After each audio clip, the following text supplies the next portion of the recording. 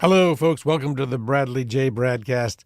Recently went to Paris and Bruges, and photos and videos around the way, but here are the stories so you know what to expect. I'm going to give you the breakdown while I still remember them. You ready? Here we go.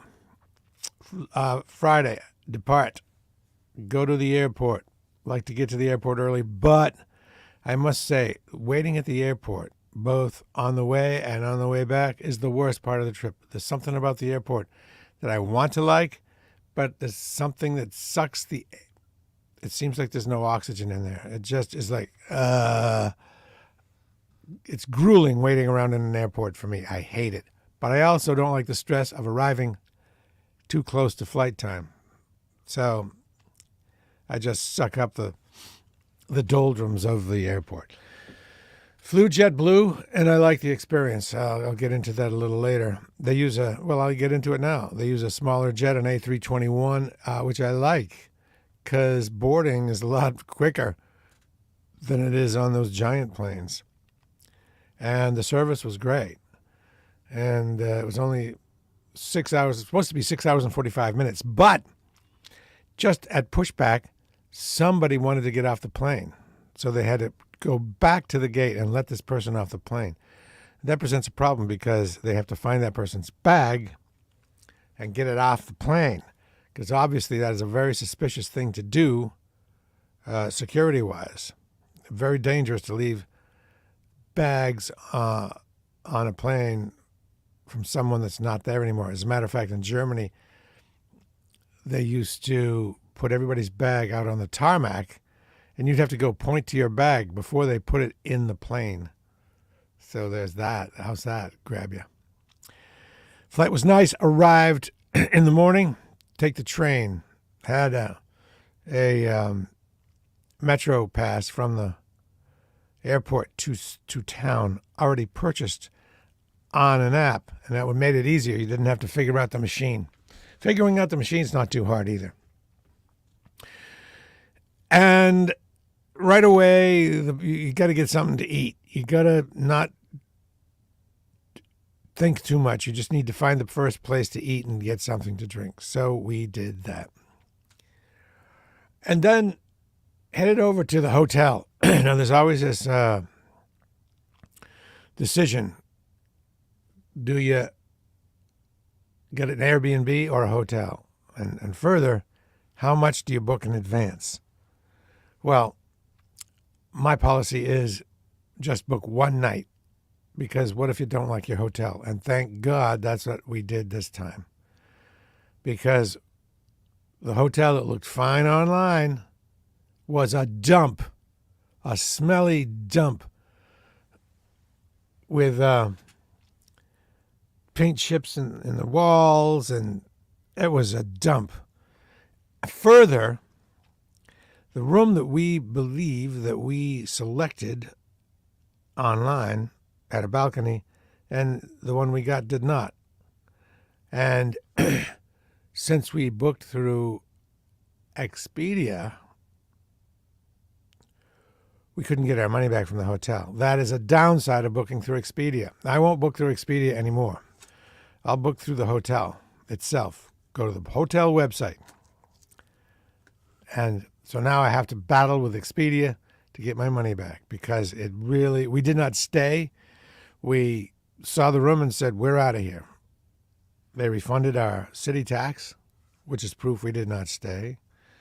And now we got to deal with Expedia. But I will never use Expedia ever again. Booking.com seems a little bit better, but still I'm going to book with the hotel. Same with the airlines. Always book directly with the airlines. Do not book through a third party. If something goes wrong, you got to deal with a third party. So if you go on Google Flights and you see a flight for Expedia, through Expedia or something else, don't get it through those.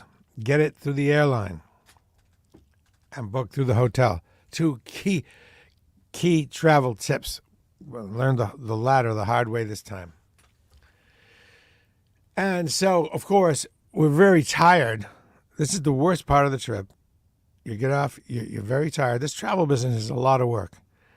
We decided to walk, which was a long way because we had time to kill before you could check in.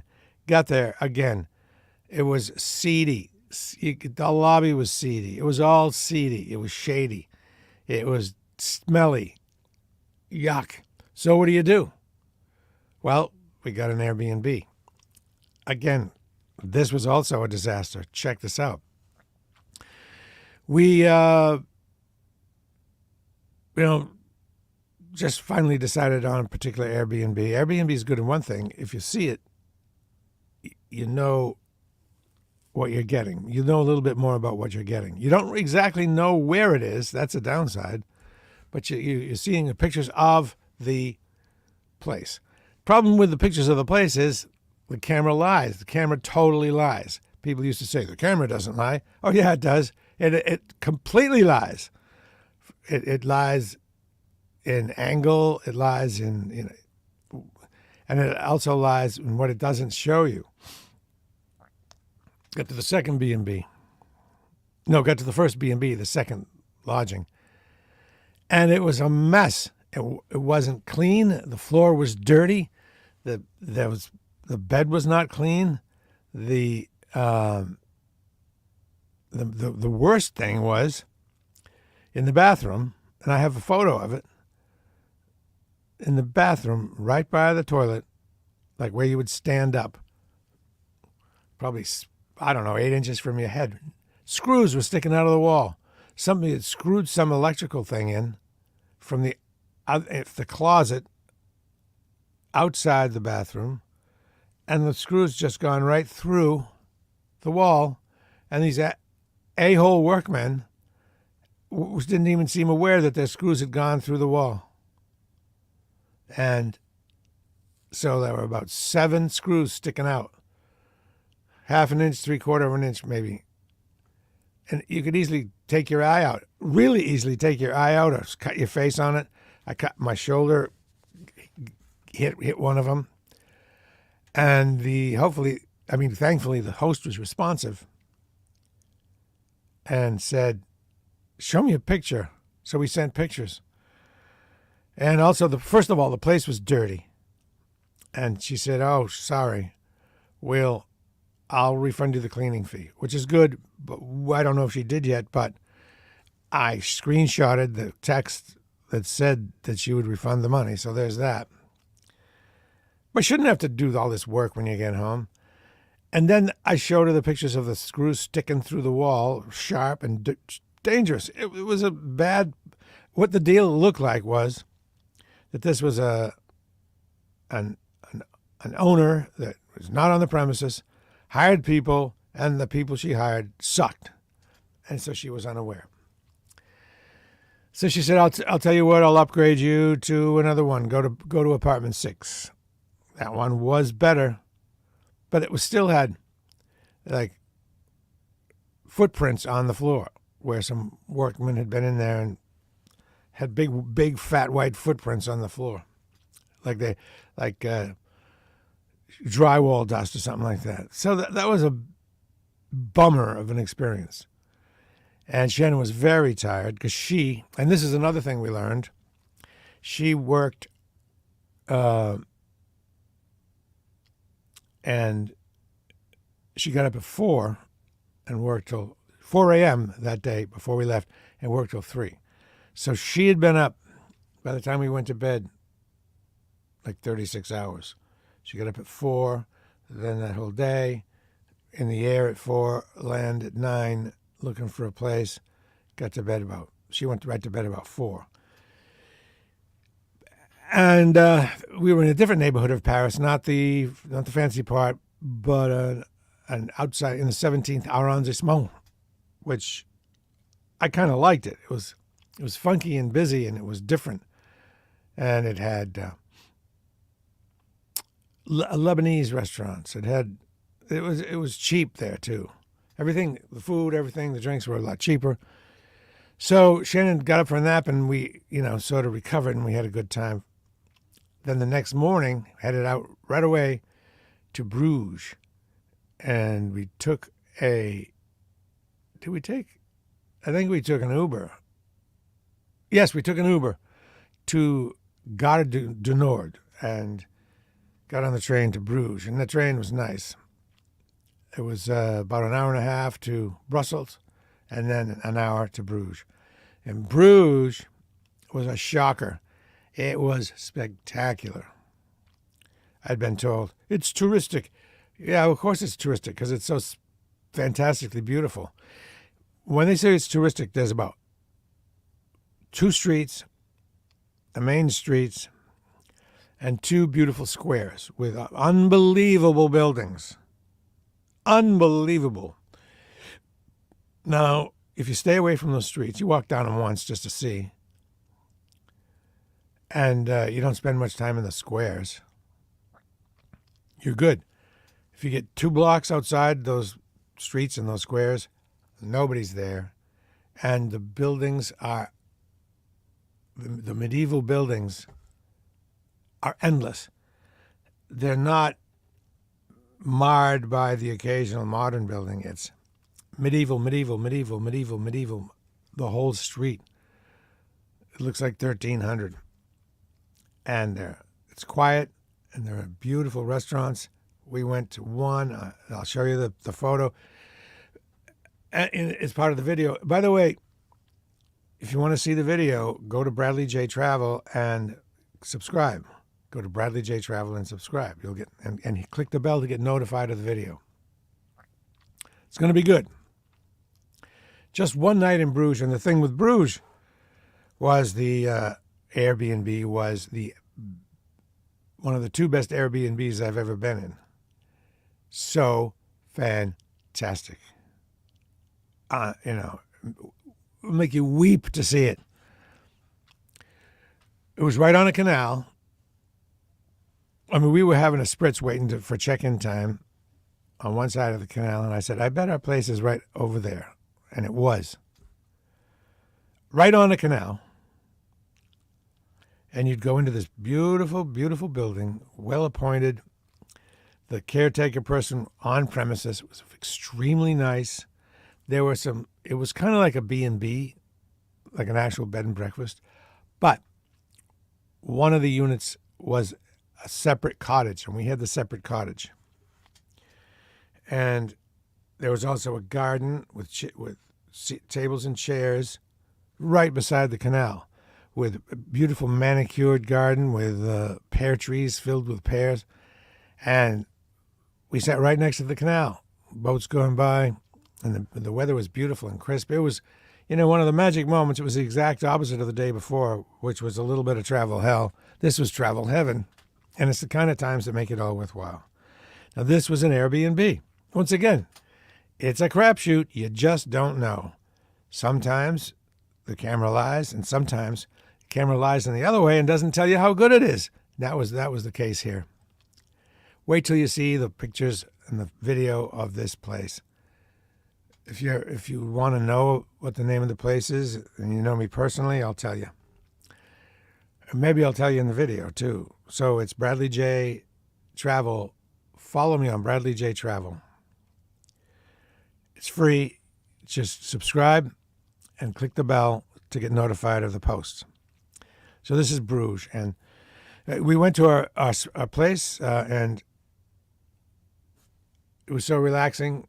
We just got a couple sandwiches and a bottle of wine and sat at the table. Oh my God, it was so nice. And inside the cottage, 2-story cottage, it had to be ancient. And the furnishings were so great. Quality stuff in the kitchen. Windows. I don't know how to describe the glass, but tiny panes of glass, and windows that all opened up right onto the canal. And in the bedroom, the windows opened up right onto the canal with little ducts in it and everything. So you got a fresh air coming in. And the bathroom. Oh, bathrooms are very important. It had a big walk-in shower, one of those rain showers, with dark, looked like black marble. And here's the kicker. It had the best soaps. Normally that wouldn't be a thing, but it was by a brand called Parco, P-A-R-C-O, and I looked it up. And these bottles of soap cost $40 each. And one of them is it's charcoal soap. It's not gritty, but it's black. And another one is a hand soap that does have grit in it, like pumice. I'm actually considering, as soon as this is over, ordering one of those soaps and splurging, because is a word that I don't generally use. Divine. It was divine. What a magnificent lodging. And the kicker is, same price as the crap hole the day before. It's so, when you walk into your B&B, you just don't know. It could be the best or the worst. Then, the magic day continued. The crowds had gone away, and we were wandering through these medieval buildings, the likes of which I've never seen undisturbed. Again, it wasn't like cool building, modern building. It was all medieval stuff. Then we went to look for a place to eat. You got to get off. Can't hang around in the main square, because all they have there is tourist stuff, just like any city. But what they have there are two things: waffles and chocolates, and chocolates and waffles, and chocolates and waffles, and chocolates and waffles. It's so touristic. The benefit of that is, though, when you walk down the street, it smells like chocolate. The street is wafting with chocolate waffle smell. You just stay away from that. We found a sandwich shop. The sandwiches were so delicious, and they were only €5. And I told you we took those back. But later we went out, found a restaurant on a side street. You had to kind of look down, side street. Charming old building. Tables outside, only one other couple there. There's this feeling that you should go to restaurants where there are crowds. I disagree. It doesn't mean they're better. It just means they're marketed better or in a touristic area. And this place, we checked 2 of our boxes. We had these boxes to check. There were certain foods we wanted to eat on the trip. We checked the moule frite, the mussels with French fries, and I got a warm goat cheese salad. Both of them were exquisite. We eat mussels here all the time. We get bags of them, but these were better. They come cooked in these Staub crock pots, which are about $500 each, Staub. And there was a mountain of them, and they were big because they were in season. They were big and plump, in some sort of beautiful sauce that included fennel and something else, wine and fennel and something else. So many of them, it was tough to finish. And I took my goat cheese salad home with me, most of it. Warm goat cheese on a salad, it's enough to make you just eat salads. By the way, is there any warm goat cheese place around here? Warm goat cheese salad place? Probably not. And it wasn't pieces of goat cheese, it was a disc of goat cheese. Then we went back to our delicious Airbnb, and it was raining at the time, so we went in and was kind of tired, so I went to bed. Beautiful bed, windows on 2 sides, all looking out, magical photos and videos. You'll be able to see them as part of the video. Bradley J Travel. Go to Bradley J Travel on YouTube. Subscribe, it's free, and click the bell to get notified of the posts. Next day, back to France, Paris. Got on the train. Beautiful train trip. We took the first class train this time. Trains are expensive, by the way. That's just the way it is. But nice. And the train went 190 miles per hour at one point. I took a screenshot of it and got it. And got back to Paris and Gare du Nord. And on the way, we booked another Airbnb. and decided to walk there because it was something to do. And, whenever you get tired, you stop and have a spritz, and you get tired and you stop and have a spritz. And walk down, a big long walk in Paris, just on every corner, a nice cafe, people sitting outside having their coffee. By the way, if you're not used to European coffee, beware. Trust me, just beware. And you got to a real nice neighborhood and went to our B&B. And again, this is a super fancy neighborhood located somewhere between the Louvre. If you kind of draw a line between the Louvre and the tower there, Eiffel Tower, it's in there. It's where it's near Champs-Élysées, like 2 blocks from that. But unfortunately, the Airbnb was weird. Once again, the camera lied. It looked all pristine. It wasn't. There were some things that they could have done to make it nice that wouldn't have cost very much, but it was uncomfortable and it was weird. It seemed a little grubby. For example, the kitchen was, 2 feet wide, and little grubby things like the trash can. The top was all dented, and this is again a sign of an owner that's not on the premises and just has people come and clean it. So it was, it had a fine bed, but you had to go through a back courtyard to get up to it with these rickety old, creepy old back stairs that would, you would hate it, trust me. And you go in there and it's like, something's not right, something's off. So that night we watched these videos by a couple named La Frenchies, and they recommend restaurants, and they have a pretty high degree of success on the restaurants they choose. So we decided to go to some of the restaurants they recommended. One of them was Savy, S-A-V-Y, and it was old school from the 20s, and everything you'd want. It had kind of a deco look to it. You had to make a reservation, but it wasn't super expensive. Shannon had, what did Shannon? I had bone marrow.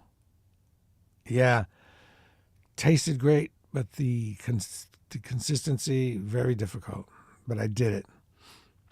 You take the bone marrow, this would cut lengthwise, and you scoop out some bone marrow and put it on toast like butter. Very fatty tasting, like butter. It was like bone butter, but kind of slurpy.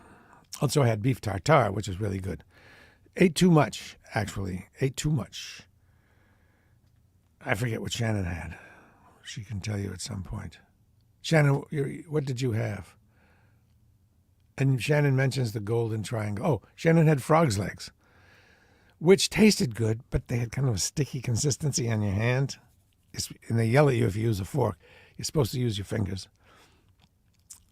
But it was kind of sticky. But those are three boxes checked. Beef tartare, bone marrow, and frog's legs. And she had duck confit, that's right. And the area we were living in is the Golden Triangle, I guess. According to Shannon. Shannon's watching in the other room, which is good. And then,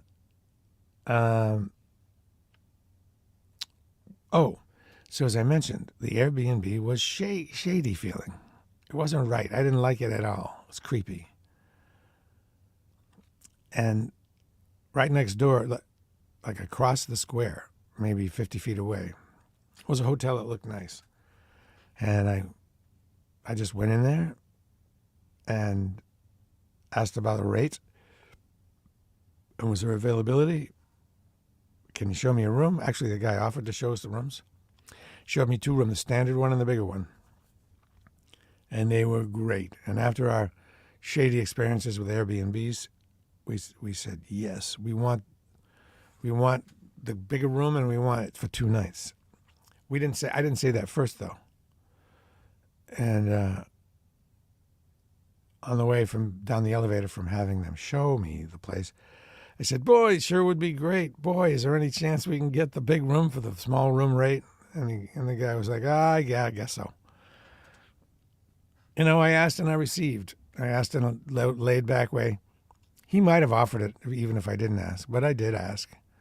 And we liked it. I liked the deal I got and felt good about myself. And the room was fantastic. Big, luxurious, beautiful. The bathroom was up a little set of stairs. It's only been like 48 hours since I was there. I kind of still feel I'm there. That was fantastic. And we went out and we went to the tower. Hung around at the Tour Eiffel around dark. And there's a nice little park down there. And I must admit, while it is touristy, it's impressive, especially in the evening. And I found out that every hour between, I don't know when it starts, but up till 1 p.m. they do the sparkly lights, which was cool. And we saw that just around 8:15, so it was kind of dusky and very nice. Then we went to get something to eat for the room. Always I have to hit a market. We hit a market on the way back to the room, always with something to eat, like a sandwich, and some beer, and some wine, and some water. Beer, wine, water sandwich. That's the standard. Because a lot of times you wake up in the middle of the night and you can't get back to sleep, so you have a beer or some wine or something to get back to sleep. And the next day, we did more walking. I'm sure I'm forgetting something, but it will all be included. You'll see the hotels. You'll see all the food at Bradley J Travel. Just subscribe. Bradley J Travel. It's free, and click the bell to follow so you get notified of the post. And the next day was a beautiful day, and we went to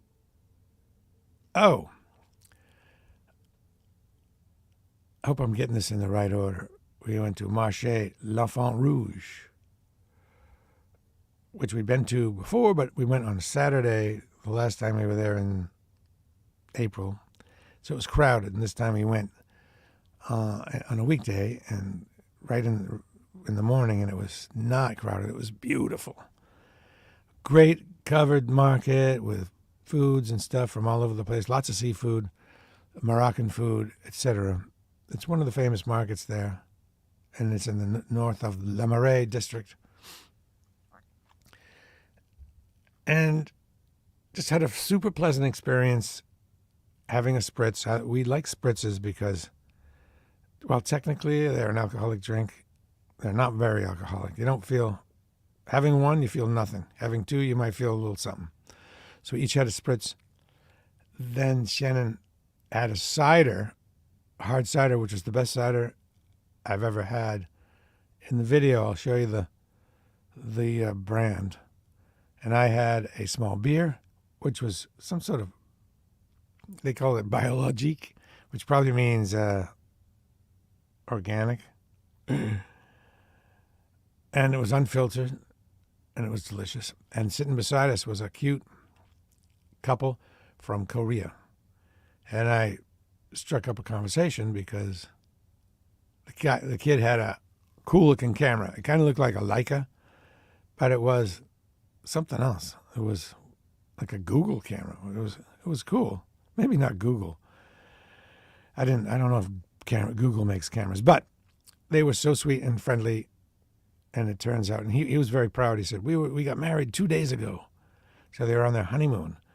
So 2 days ago, they were in Korea, and they came to Paris, and they said, tomorrow we're going to Malta. Wow, that's a whirlwind honeymoon. But I thought they were so cute and so nice. I said to myself, I got to buy them.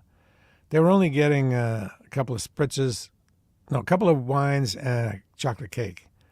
So I went to the wait person and said, let me pay for their stuff, their treats.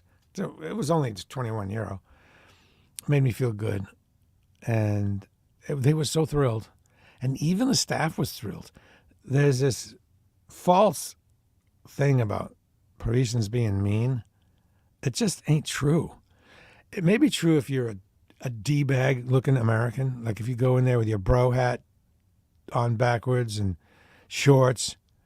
But if you make an effort to dress like the locals, which would mean no bright colors, sort of stylish, navy blue, black, try to have a little style, try to be quiet and polite, and introduce anything you say with bonjour. Say hello before you ask anything. Don't speak in a loud voice, and then politely ask for what you want.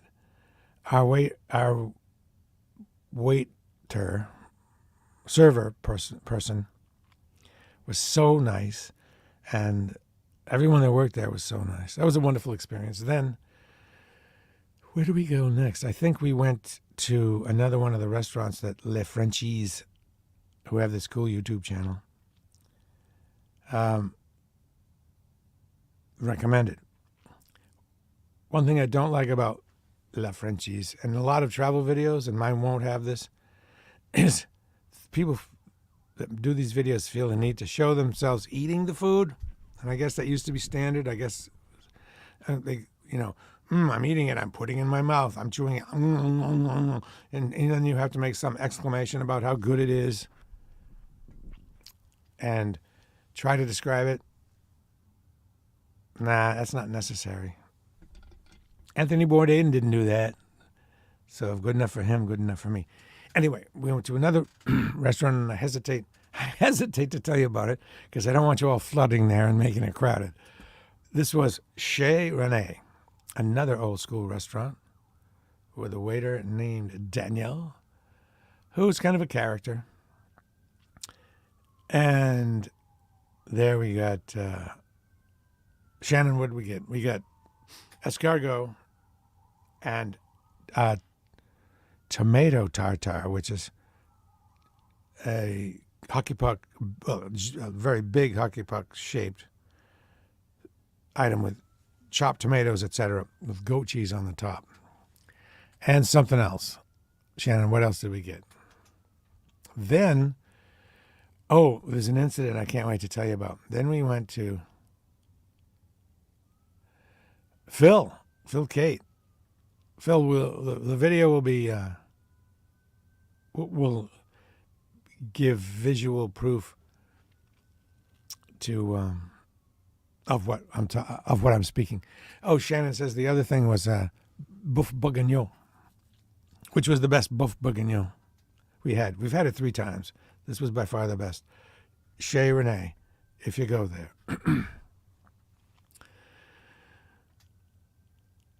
Oh, Phil, you got COVID. COVID bad. Damn. I'm sorry to hear that, Phil. Bummer. Well, chicken soup. Don't be afraid to have food delivered.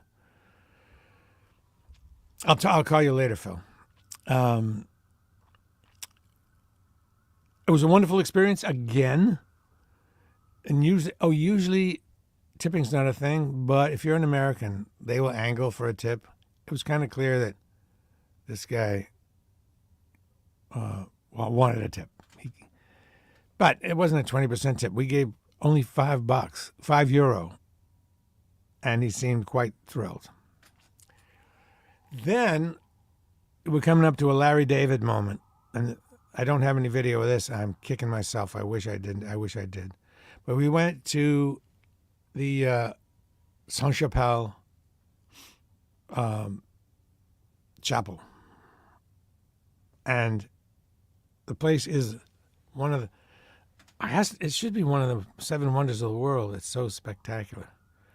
There's 2 parts. There's the first floor with the blue domed ceilings, and then you go up a little bit into another big giant chamber where there are the 15 indescribable panes of stained glass.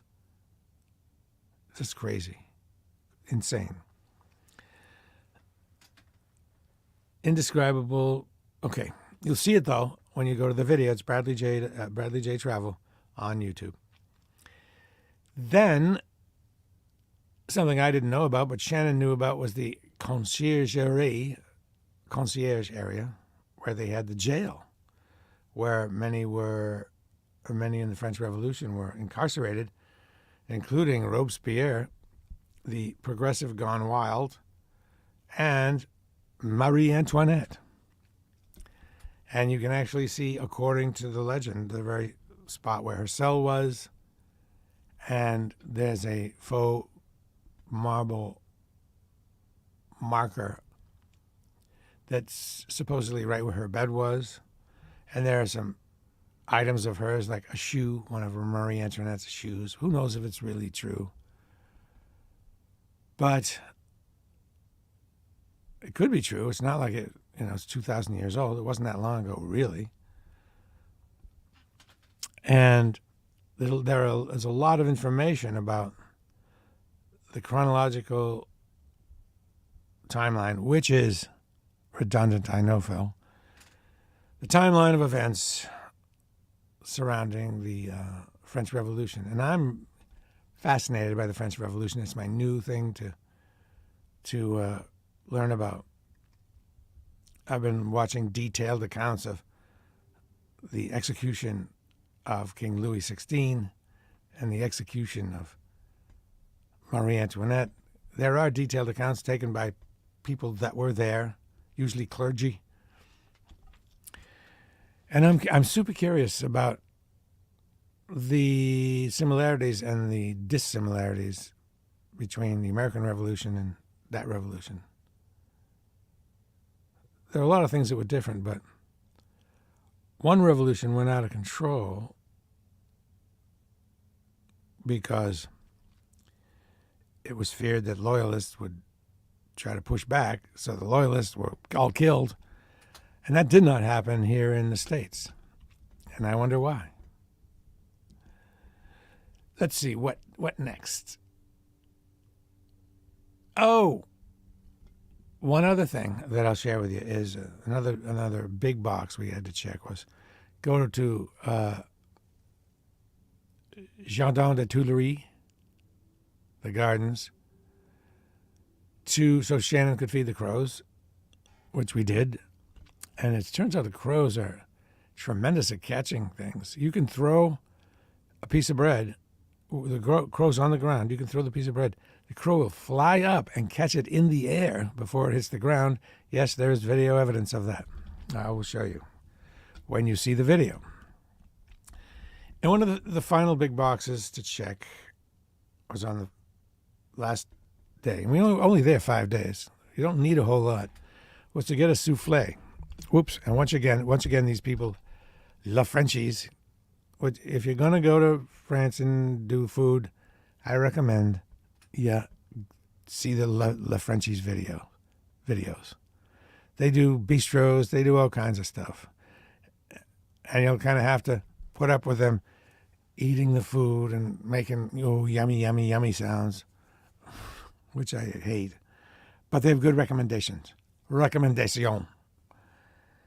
The final food box that we checked was the souffle. And the souffle was it. Man, oh man.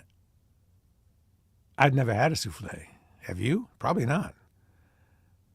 There was a place that does nothing but souffles called, not surprisingly, Les Soufflés. And they had all kinds of souffles. They had savory souffles and sweet souffles. They had chocolate souffles.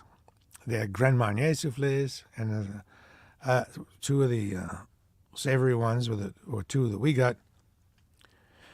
Shannon got the Boeuf Bourguignon souffle, and I had the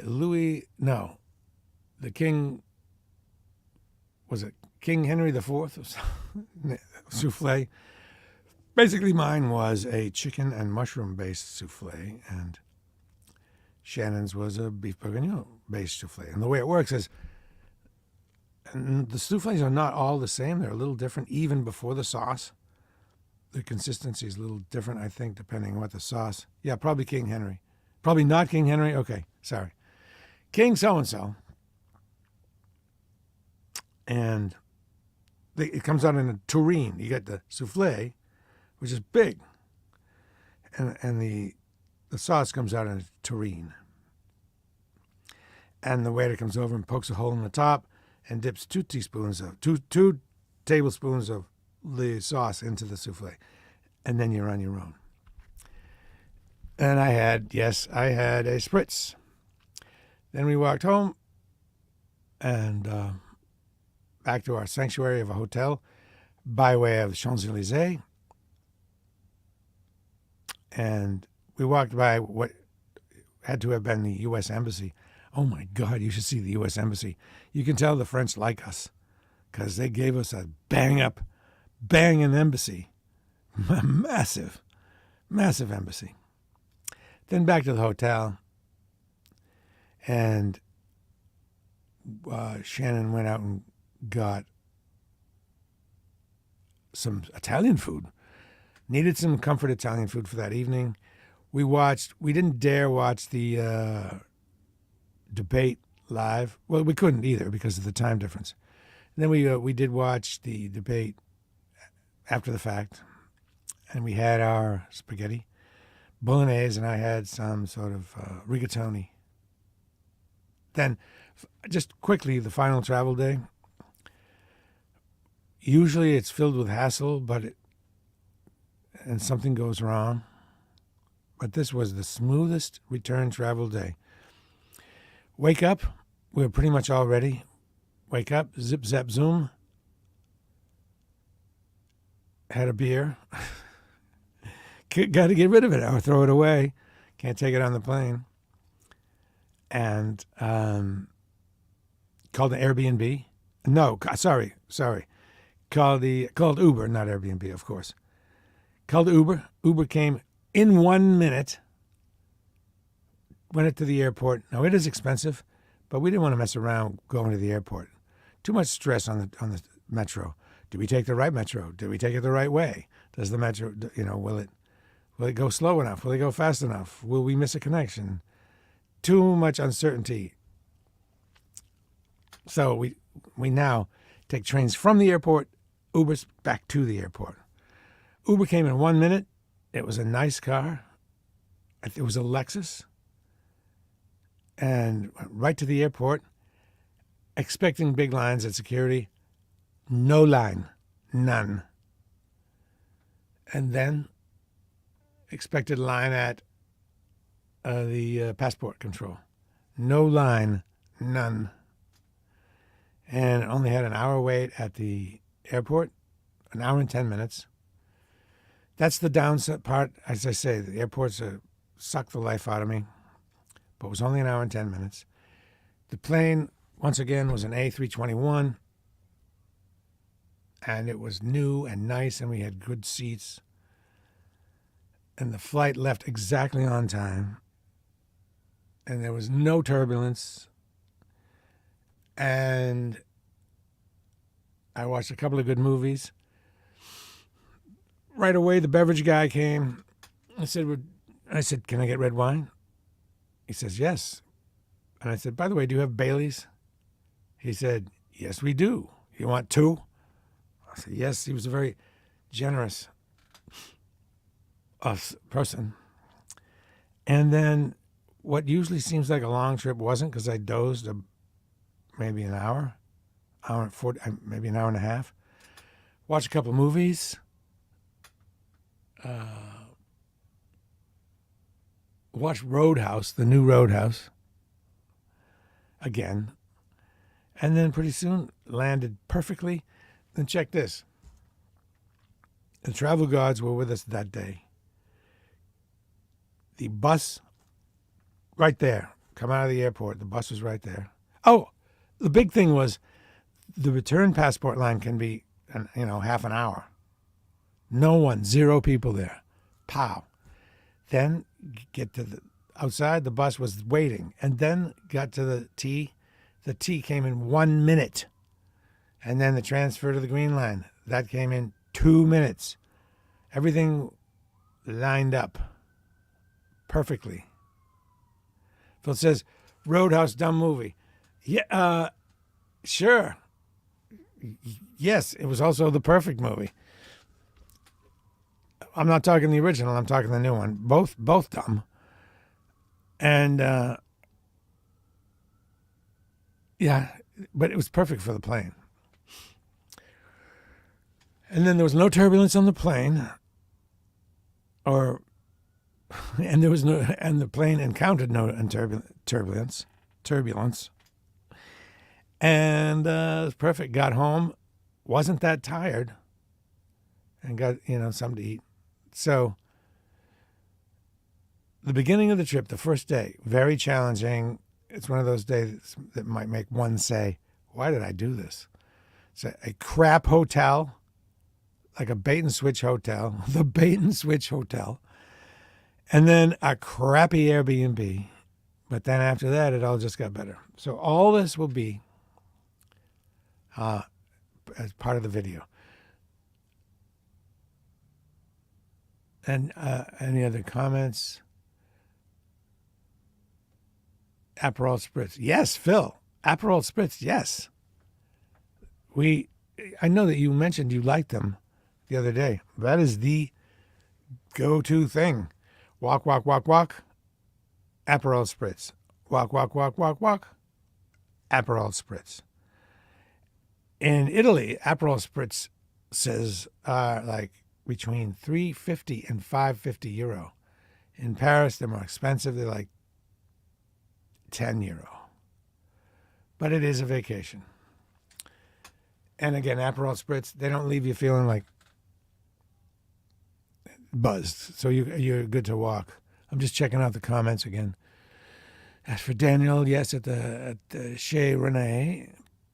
And Phil Kate says, perhaps you can post a list of places where you stayed and cost, and places where you ate to help folks who might like to follow your travel footsteps. Yeah, I could do that. I could do that.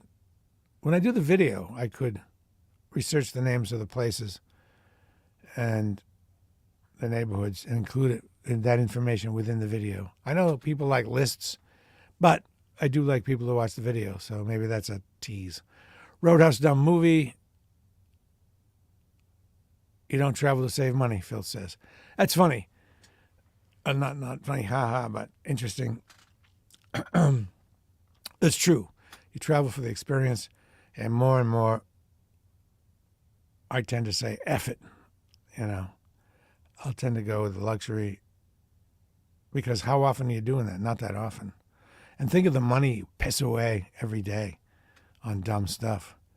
So yeah, this time it was more like, yeah, give me a spritz. Yeah, give me that nice food.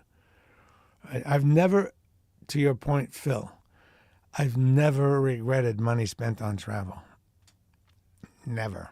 Never regretted a nice hotel or a nice meal. Will Lyons says, the Boston walking has you in good shape for travel walking. Yeah, pretty good, pretty much. We did one day 25,000 steps, which I don't break down to miles because I don't really know how long my stride is. The average, I looked it up. The average male stride for a person my height is 29 inches. I could do the math, but what I need to do is go to a football field, pace off 20 yards, and do the math and figure out what my exact stride is. So this was fun. I tell you the story because I want to generate interest in the upcoming video to have folks go to Bradley J. Travel and subscribe. There are already 150 videos there of places from Belgrade, Serbia, to Romania, to Sighisoara, Romania, to Marrakesh, Morocco, Tangier, Morocco, Croatia, Slovenia, Lake Bled in Slovenia, Russia, Jerusalem, a lot of Jerusalem, and a lot of Italy. So hope you go there. And that's it. I guess what do I have? I have an appointment for a pedicure coming up. So what I have to do is I have to wash my feet and do my nails so I won't be embarrassed at my pedicure. And I might get a massage. So Phil says, your means of testing stride length will only give you an answer for walking on a flat stride will change on a hill or on downhill.